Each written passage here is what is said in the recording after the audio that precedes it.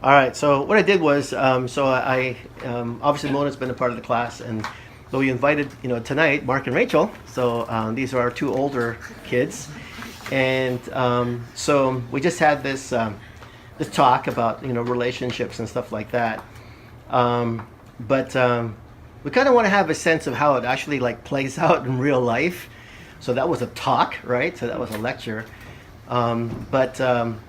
So let's start with mom, maybe. And how would you guys? How would you, mom, characterize or describe some of the conversations that you had with the kids, and then we'll get the kids' point of view after that. I mean, you could say anything you want, but that's generally where we're going. So how does this play out, like in family, like in real life? Well, I think from a young age, the kids always heard this because we're a part of Youth for Christ, and Youth for Christ, this was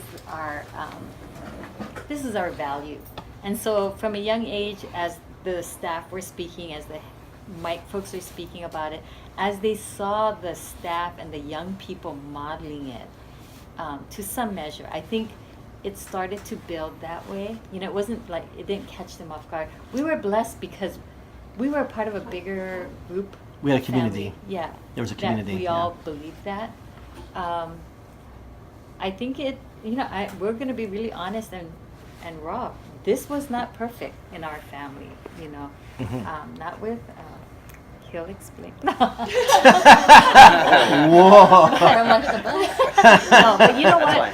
It was good. It was really good. And I think, to be honest, I felt, and I could be wrong, but I felt I had a really open relationship with Mark, Rachel, and Caleb to some measure. Yeah, absolutely. Yeah. So. Yeah, let me just say, hopefully this sets us all free. I think that everyone has some kind of history. As soon as a person walks in the church, well, let's just say there are no perfect people. Yeah. And we do this imperfectly. What we just talked about, gosh, I mean, some of the best lessons come from mistakes. It's like, okay, I'm never going to do that again. And that's the way we learned. And we have to understand our kids are probably going to learn the same way. Hopefully, not like we did. Hopefully the next generation is a little better. As we always hope, anyway.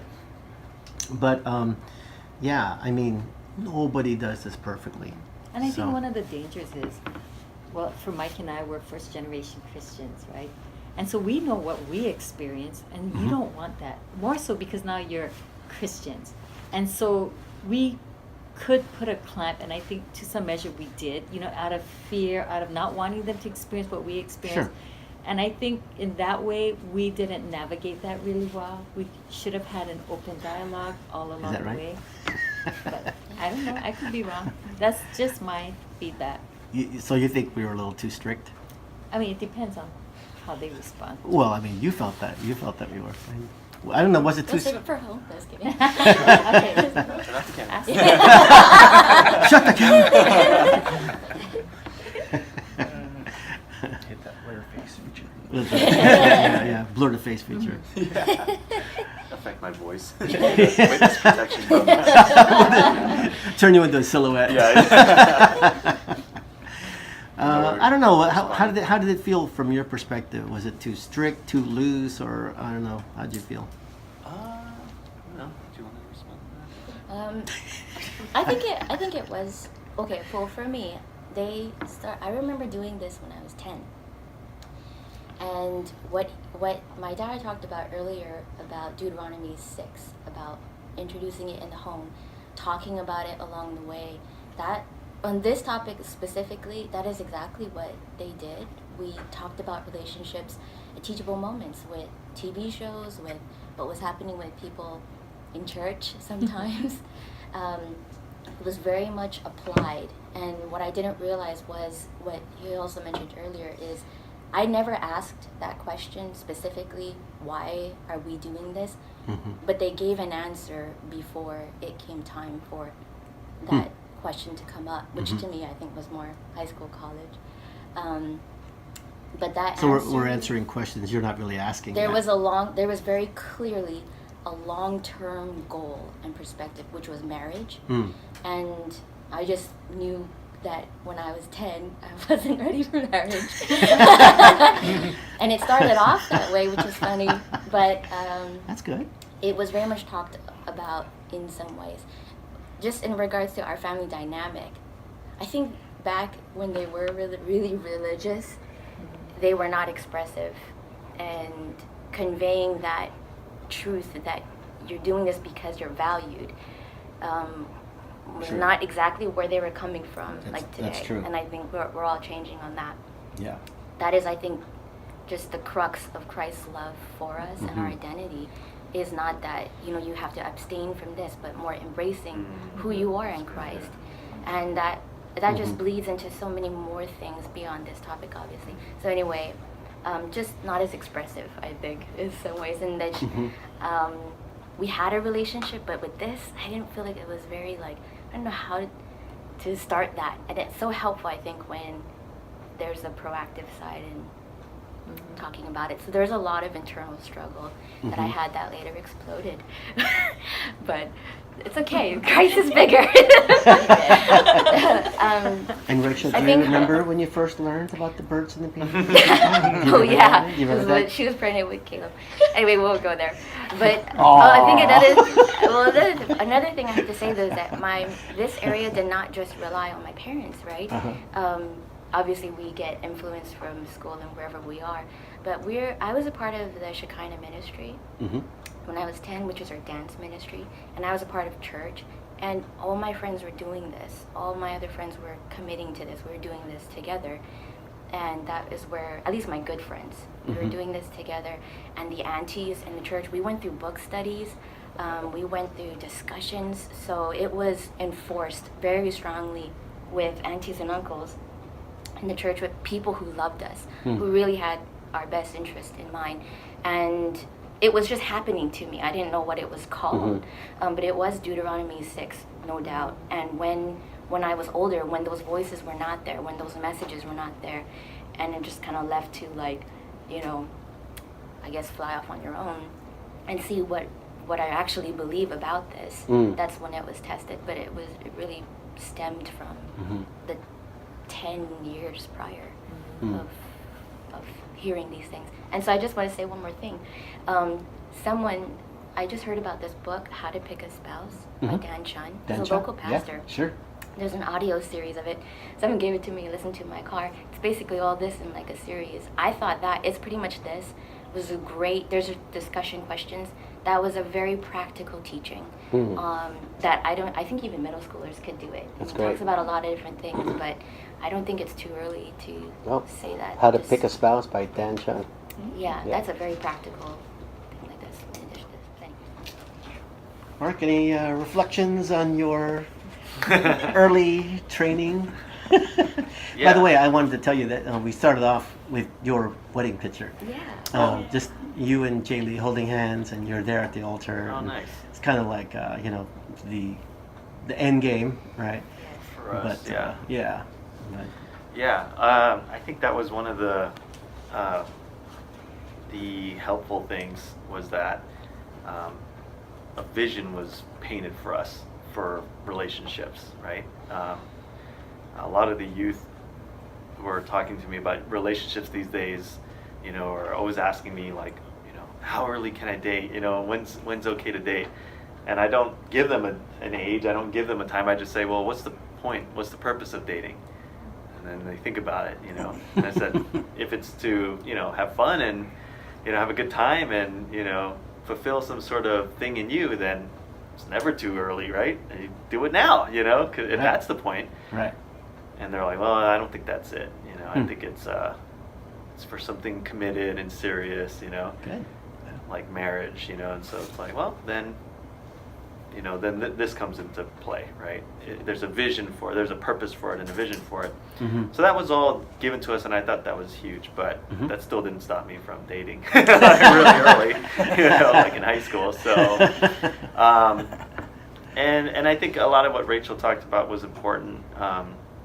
I think back then the emphasis was on the not doing, and a lot of, not just from our parents or but a lot of the curriculums that existed at that time were just about like boundaries and not doing it and abstinence and all that. That was the emphasis. Kissing, dating goodbye. Yeah, exactly, Yeah. right? And we always kind of harp on that curriculum, but it was kind of what was going on at that time, just this whole move against, you know, everything that was happening in the culture. And I think, you know, these days the conversation is more about not what you don't do, but about what you pursue, right? And how the enemy wants to seduce you, to reduce you, to, you know, take you away from your calling and your identity and all this stuff. And so it's more about, you know, who you're becoming and less about just what you're doing or not doing. That's good.